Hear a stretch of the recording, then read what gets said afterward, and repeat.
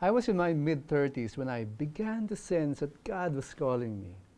I don't mean to say that I heard an audible voice in my ears. Wala naman akong narinig na ganon, no? But it was a call nonetheless, an inner compulsion to respond to God's call for service. I was an ambitious marketing professional at that time. I had a lot of plans and dreams. I had nice dreams for my family. I wanted to build a big house for my wife and kids. I wanted my children to study in the best schools. I wanted enough money to provide a comfortable lifestyle for my family. But when God called, I was torn. If I responded to His call, what about my plans and dreams? What's going to happen to my family? I didn't know what to do. Now, not all callings are dramatic, however. Not all callings are earth-shaking, so to speak. There are many vocations to which God calls us. There's a call to respond to specific acts of service, like helping a friend in need or giving resources to a poor neighbor. There's a call to be faithful in your role as husband or wife, or as a child to your parent, or as a parent to your child.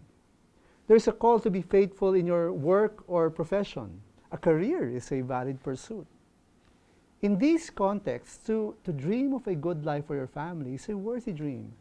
There's absolutely nothing wrong about pursuing your plans. But there are occasions when God calls a person to serve Him in ways that demands more time, demands more energy and commitment. When this happens, life becomes a little bit more complicated. One is placed in a dilemma. Do you continue pursuing your dreams, or do you set it aside to pursue God's call? Well, actually, there should be no dilemma. When God calls, we must respond. Even if His call will make our life complicated, even if we have to turn our life around, we have to respond. There is no running away from Him. God's plans and purposes will happen anyway, whether we like it or not, whether we willingly participate or not. But it matters so much if we respond positively to God's invitation, willingly, sacrificially, and with joy. That choice is well worth it because it is a choice for a life filled with purpose and meaning. A similar thing happened to a person during Old Testament times. When God called His servant Isaiah to be His spokesperson, a prophet, this is how he responded. And I heard the voice of the Lord saying, "Whom shall I send? And who will go for us?" Then I said, "Here I am, send me."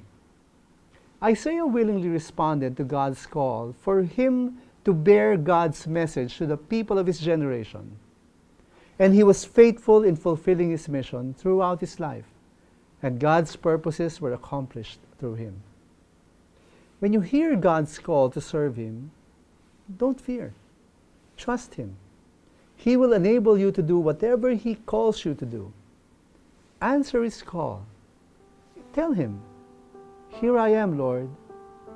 And don't worry about the complications. God will sort them all out, you'll see. Because when you hear the call of God, and as you respond to that call, faith matters too.